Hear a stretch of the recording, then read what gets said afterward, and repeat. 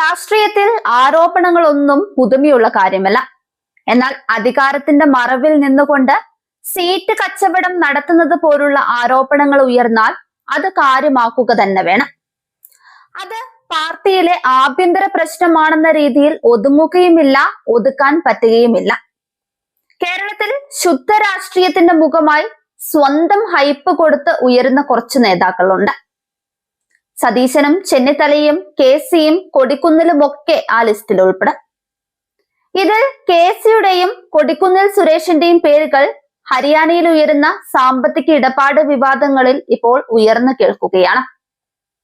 കേരളത്തിലെ ഉന്നത നേതാക്കൾ അടക്കമുള്ള കോൺഗ്രസ് നേതൃത്വത്തിനെതിരെയാണ് ഹരിയാനയിൽ നിന്നും സീറ്റ് കച്ചവട ആരോപണം ഉയർന്നിരിക്കുന്നത്. ഹരിയാനയിലെ ബാവൽ നിയമസഭാ മണ്ഡലം വാഗ്ദാനം ചെയ്ത് കോടികൾ തട്ടിയെന്നാണ് ഇവർക്കെതിരെയുള്ള ആരോപണം. കൊടിക്കുന്നിൽ സുരേഷ്, KC വേണുഗോപാൽ ഉൾപ്പെടെയുള്ളവർ പണം തട്ടിയെന്ന് അവകാശപ്പെട്ട് ഹരിയാന മഹിളാ കോൺഗ്രസ് സംസ്ഥാന ജനറൽ സെക്രട്ടറിയുടെ ഭർത്താവ് ഗൗരവ് കുമാർ ആണ് രംഗത്തെത്തിയിരിക്കുന്നത്.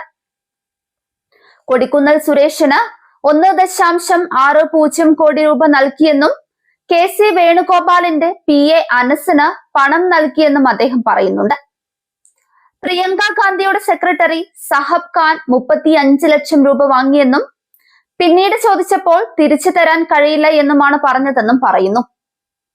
ജനങ്ങളെ നേതാക്കൾ പറ്റിക്കുകയാണെന്നും MP-മാർ കേരളത്തിൽ നിന്നായതുകൊണ്ടാണ് ഇവിടെ വന്ന് വാർത്താ സമ്മേളനം നടത്തിയതെന്നുമാണ് ഗൗരവ് കുമാർ പറയുന്നത്.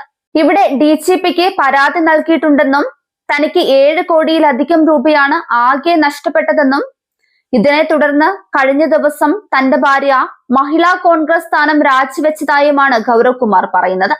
ഈ ആരോപണങ്ങൾ ശരിയാണെങ്കിൽ അത് വ്യക്തിപരമായ അഴിമതി എന്നതിലുപരി പാർട്ടി സംവിധാനത്തിന്റെ നൈതികതയെ തന്നെ ചോദ്യം ചെയ്യുന്നതായിരിക്കും. മറുവശത്ത് ആരോപണങ്ങൾ അടിസ്ഥാനരഹിതമാണെങ്കിൽ അതിനെ തള്ളിക്കളയാനും നിയമപരമായി നേരിടാനും ബന്ധപ്പെട്ട നേതാക്കൾ തയ്യാറാകേണ്ടതുണ്ട്. സീറ്റ് നിശ്ചയിക്കുന്നതിന് ആശയാധിഷ്ഠിത മാനദണ്ഡങ്ങളൊന്നുമില്ലേ എന്നൊരു ചോദ്യവും ഉയരുകയാണ്. അന്വേഷണം ഏത് ദിശയിലേക്ക് നീങ്ങുമെന്നതും ആരോപണ വിധേയരായ നേതാക്കളുടെ പ്രതികരണം എന്താകുമെന്നതുമാണ് ഇനി രാഷ്ട്രീയ കേരളം ഉറ്റുനോക്കുന്നത്.